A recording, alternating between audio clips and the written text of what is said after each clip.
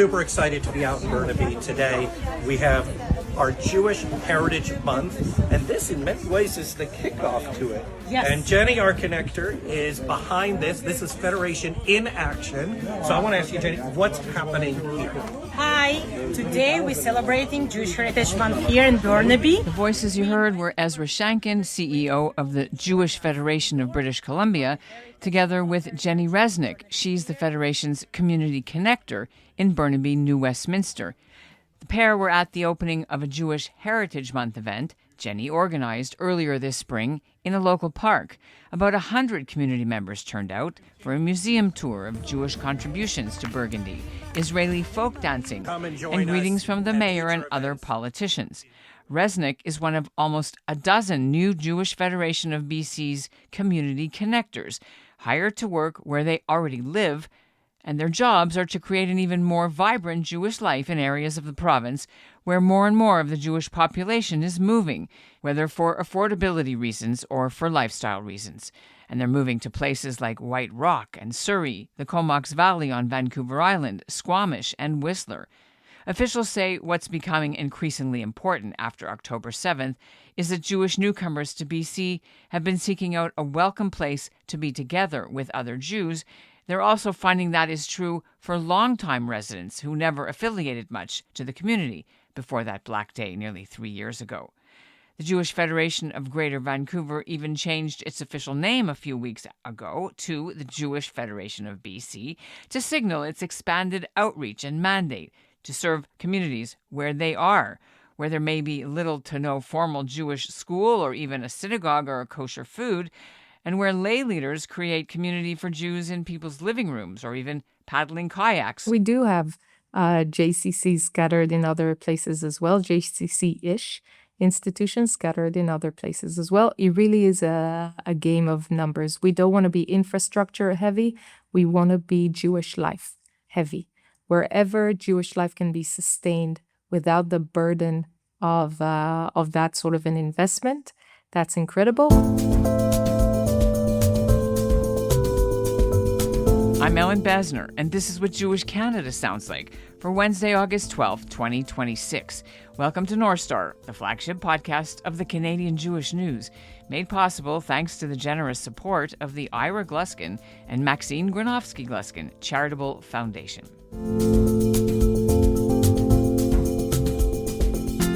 The community outreach campaign actually launched in 2023. It's got a $1.2 million budget each year, supported also by the Rodberg Foundation and other sources. The new BC Jewish Federation says it doesn't want to compete with other existing Jewish outreach bodies, like the Chabad families who operate in some of the same communities, but instead they intend to collaborate. They'll offer local Jewish lay leaders expertise and training in key community building skills, including security planning. For the Independent Jewish Federation of Victoria and Vancouver Island, they too want the outside injection of resources, but they told the CJN keeping their local autonomy is vital. On today's episode of North Star, I'll speak with two community connectors. Jessica Ben-Walid is the BC Federation's point person in the Comox Valley on Vancouver Island. Jenny Resnick fills that role in the much more urban Tri-Cities region east of Vancouver. She's in Burnaby. We're also joined by Michal Bandori. She's the Chief Planning Officer for this whole project. She's based at headquarters in Vancouver. And just a quick note, our conversation was recorded before the province declared a wildlife emergency a few days ago. BC's Jewish Federation and the Jewish Connector in the Okanagan are actively responding to the needs of people impacted, and we'll have that story for you in the coming days. Great to have all of you together. Thanks for joining us on the CJN's North Star podcast. Thank you. Lovely being here. Thank you for having us. So excited. Let's start with you, Michal. Where did this idea originate? Really, the idea originated from reality. Vancouver was one of the first cities to experience the high and the rising cost of living, way before COVID, way before other cities have experienced it. And that really drove a lot of our community members, as well as new and incoming community members, out to, the different communities around British Columbia. It used to be the case that people that moved to those areas were people that were looking to retire and really disconnect from community. But the high cost of living changed that, and the demographic was now people that didn't necessarily want to be disconnected, but people that just couldn't afford being close to the hub. In the 2021 census that came out, we really saw that very, very clearly, that the trend is moving out of the city, moving into new communities where people didn't even imagine that Jews could live in. And the organized Jewish community of Vancouver responded. Now, other places outside of Canada have some similar models. What is it that BC's connectors do that's sort of different than these other ones? Right. So we actually, the program for us also started in a way from sort of having a hub and spokes model, very similar to, the mummy model that you had just mentioned, where different educators from Vancouver would drive around to different communities, run programs. But very, very quickly, my predecessor, the incredible Shelley Rivkin, understood that that model is not strong enough. It's not sustainable enough. And if we're looking at community building, it just doesn't hold water. And so the model was changed into what Shelley termed the snowflake model, where really we're looking for, those local influential people that anyway love to host, that anyway love to gather people around them, that anyway care about community, and they're from the community. They know everyone. They understand the ins and outs. And really let them have the capacity and the tools and the resources required so they can build their own communities. And we support that as opposed to trying to lead it. And that's how the model of the community connectors was born for us. We currently have 11 community connectors in 10 different communities. And it really has proven itself. And we've grown from 1 to 3 to 5 to now 11, as I've mentioned. And it has proven to be such a strong model because that local presence and that local understanding really can't be beat. Well, I don't know whether Jess likes to be called a snowflake, but we'll bring her in because moving from Montreal to the Vancouver Island needed courage, not being a snowflake. I moved to the Valley because I already had some friends out here. And honestly, I never look back. I'm 3 years old now in the Valley, and I'm almost a local, but not really. I'm at the point where I am running into people in the grocery stores and even Jews as well. And it's just, it's been really fun. So tell us what Jewish life looked like in the Comox Valley. Were there synagogues? Were there any day schools? Any kosher food? No, and no. Jewish life in the Valley is more of, you're Jewish, I'm Jewish, let's go for a hike. You're Jewish, I'm Jewish, let's go for a swim. It's not about the religious aspect, or it wasn't about the religious aspect, I should say. It was more just about finding people who understood without having to explain yourself, and just getting past that and becoming and creating community and creating connection that way. Most of the people, the demographic that I work with, came to the Valley or came to the island without thinking about their Judaism. They came here for very different reasons. And then October 7th happened and they wanted their religion back. They wanted to find their people again. And they're slowly coming out of the woodwork. We have about 300 and something Jews in the Valley. I've only met about 100 of them. And that's what our goal is right now, is just to find them where they're at. Fish where the fish are. Now, over to you, Jenny. You're in a very large, established part of the greater Vancouver metro area. You couldn't be more different situation than where we just talked about. What does Jewish life look like there? And why do they need a connector when people can just drive half an hour downtown and go to shul or get kosher food? A good question. People used to go to Temple Shalom or go to the JCC, but people getting busy with their lives, kids getting older, and they don't really want to travel more. So we started as a very small community, I would say, here in Burnaby, New West. But with the recent year, we expanded here so much. So I have, I think, 470 contact people on my contact list right now. It's become stronger community, I would say local community. What really holds them, it's really be together. We do a lot of Kabbalat Shabbat and in different holiday celebration. As Jess mentioned, I think we had the same vibe after October 7th to come again more together, to be together, to feel that we are actually Jewish, to be and celebrate Rosh Hashanah together, to be part of the Pesach Seder dinner. So I think it's come up more a priority here in Burnaby. So we don't have a facility, we don't have a shul, but we trying to engage with them and build a community based on different vibes, friendship, support each other. And since community becomes stronger and stronger, this year, the main topic that really people want to join is the politics. They want to change a municipal vibe and to have a stronger political presence in the city. Can you tell us one of the more important newsworthy political problems or challenges with Burnaby Municipal Council that you had to confront and how you dealt with it and when this was? It was in the winter time that council put on the agenda the EPR, adoption of EPR to the bylaws in Burnaby. Anti-Palestinian racism. Anti-Palestinian, yes, exactly. Sorry about that. So they posted on the agenda. It was such a short notice. So 5 of us went to this meeting.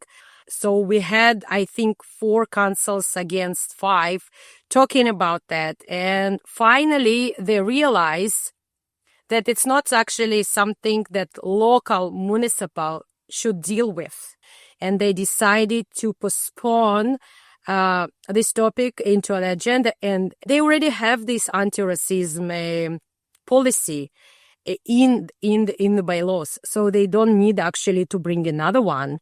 So I think it was our win in this situation, and now we're looking closely to this committee to see if they actually coming back to put on the table the same agenda, to follow up with them and to make sure it's not going back.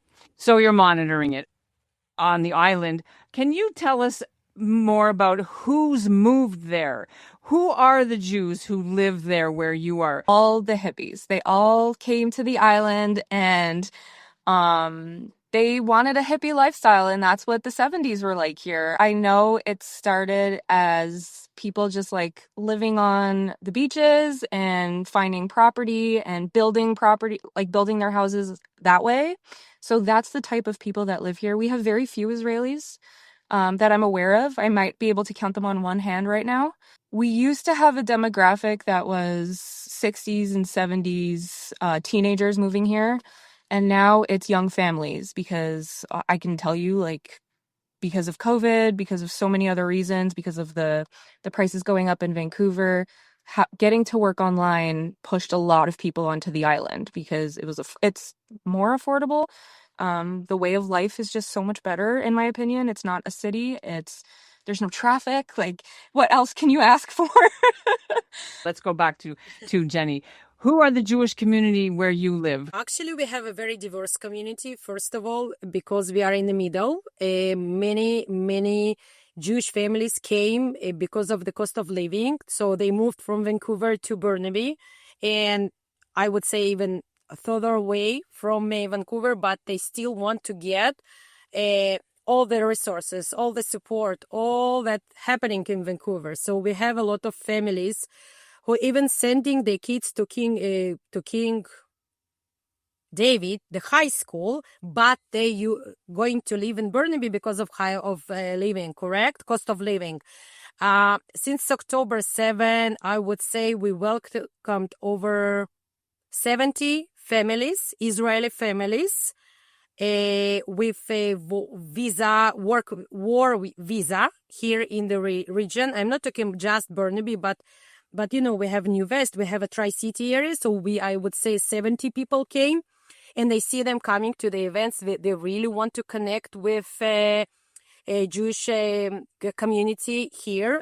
We also have seniors who lived here the whole life.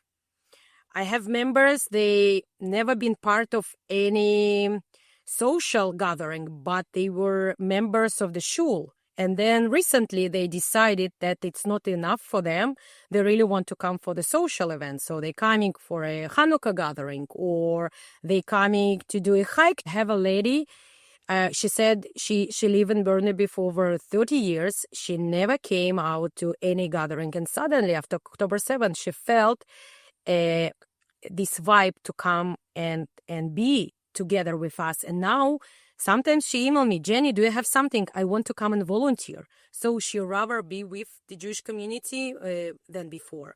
But there's no shul, right, in New West or in Shul, Burnaby? no, we don't have shul. We don't have. We have Chabad here, which offers Sunday schools for kids. We don't have a shul. We have a Reform synagogue 20 minutes driving from us. And we also have all the services that Vancouver provides. So we have a Temple Shalom, we have a King David, we have VTT, but everything in a 40 minutes drive. Got it. You mentioned Chabad, so I want to bring that in. This Chabad model of going and creating community is not new. So how does the Community Connectors that Federation is backing differentiate or complement this kind of work? Because Chabad is in some of these areas already that you are starting to put your foothold in. So our Chabad in our area, I would say, pretty young. So they came to our area 5 years ago, and right away they created this young vibe. We're trying as much as possible to support. We're doing some collaborations. We did the Hanukkah candle lighting in the plaza, where we invited mayor to lit the candles together with Chabad and Jewish Federation. Just recently, end of May, Chabad put together with Jewish Federation, an amazing Jewish festival in the park where we had over 1,000 people attending. It was an amazing event with music, with kosher food, with a lot of engagement. Many non-Jewish people came because they were really curious to see what's happening and why we have such a loud music and people talking loudly. So many people just came into the door because they saw that something fun happening in the area. Maybe I can add just two quick things to that.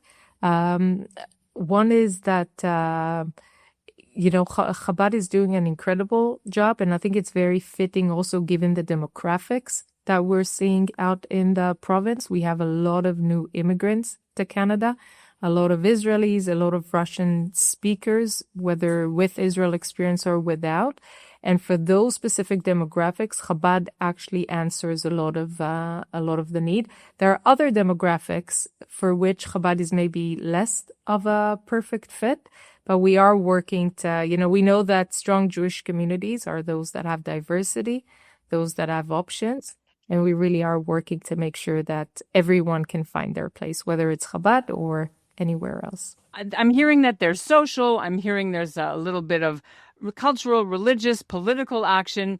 The Jewish community of Greater Vancouver is in the middle of a $250 million J-West project to revitalize the main campus at Oak and 41st. And yet they're also putting effort in outreach where more than half of the people in the Jewish community live.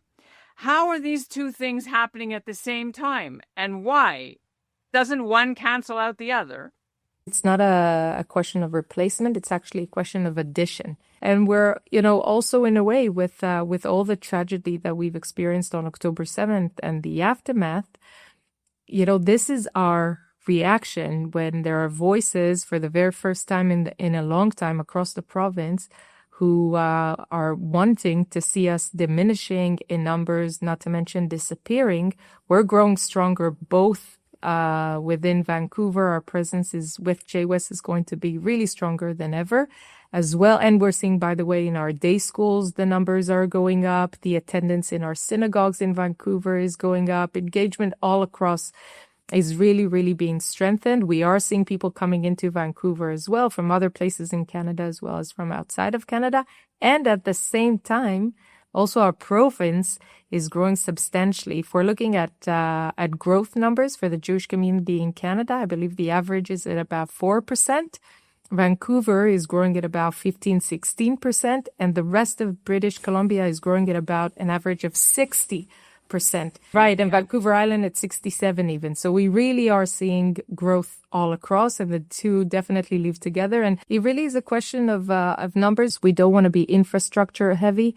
We want to be Jewish life heavy. Wherever Jewish life can be sustained without the burden of that sort of an investment, that's incredible. Wherever there are enough numbers to enable that sort of an investment, that's even better. We know that when there is a physical hub to gather within and around, we know that that definitely adds to the strength of a community. But, a community of 300 people wouldn't necessarily be able to sustain that, nor should it. And there are many other ways to gather and build community, and this is really what our connectors are doing day in and day out. Finally, what will success look like to you guys in 5 years? If we come back and do another interview. I can go first. It's a long-term goal that we're working on. And the long-term goal is just having community, having a space to be ourselves, not have to hide our Magen Davids that I know a lot of us feel that way. And the goal is to just know that you have a space to call your Jewish home. And that's like my long-term 5-year goal, because still not a lot of Jews know that we exist in the Comox Valley. So it's just building that up first, building the momentum. But that 5-year goal is really knowing that, okay, I can rely on someone. There is somebody that will be my fellow Jew in a way. And that's the goal. It's not about having something tangible, like having something physical, like a community center. It's more of just meeting people where they are in their Jewish life and knowing that there is a space for them as well. So are you hiding your Magen Davids because there is so few of you, or that there's a lot of anti-Israel sentiment? Like, what is going on there? Does anybody even know you guys are Jewish? Today I actually met someone. He's like, I've never met a Jew before. So I introduced myself as a joke because I think it's just we're not here in numbers yet. But it takes time, and it takes cultivating, and it takes making people feel seen and secure. And we're really, really working on that, not just within the community, but outside of the community, creating allyship, working with the RCMP. And I think we're getting there slowly but surely. Thank you.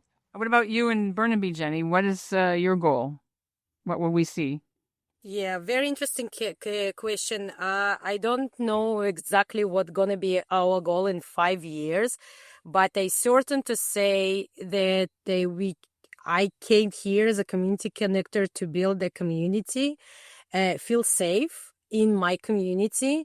And also, I think the recent conversation with my community member shows that they really want to educate either teens about the Holocaust or community leaders about anti-Semitism. So I think the most common goal for our community here is education, and feel supportive from different leaders and the community members. Michal, what is it going to look like for you? Well, we would have loved to have a connector in any community, in every community, but we know that's not going to be the case.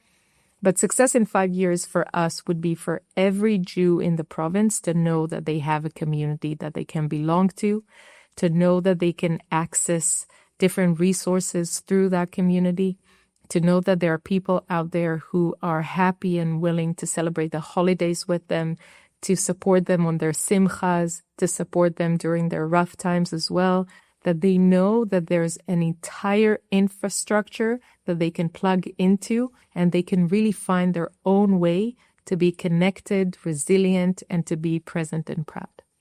What about the next connector? Is there a plan for this coming year to add a couple more? Yes, so we haven't shared that yet. So this will be also a first for Jenny and Jess. So apologies on and a scoop for the CJN. Exactly, on making that scoop here. But we will have another community connector up north in Prince George, who will really be able to service that entire area, northern BC, as well as the different people that have connected with us in the Northwest Territories. And we know that in Yukon, there are people that are looking to connect with us. So that connector will we'll connect with all of those, and we'll grow our incredible team to 12. And we're seeing our engagement number grow, and really we've had more than 10,000 people engage with our connectors through different programs just this past year in a community of about 44,000 British Columbia wide. So that is, 1/4 of the community engaging with us. And that is truly inspiring and remarkable. That is amazing. Thank you so much, all three of you. It was really an honor to chat with you and learn about this. Thank you all so much for joining us on the Canadian Jewish News North Star podcast. Thank you, everyone. Thank you. And that's what Jewish Canada sounded like for this episode of North Star, made possible thanks to the generous support of the Ira Gluskin and Maxime Gronowski-Gluskin Charitable Foundation. North Star has been produced by Zachary Judah Kaufman and Izzy Hellenchild, with Michael Freeman, the executive producer, and Alicia Richler, the editorial director. Let's hear from you. Thanks for listening.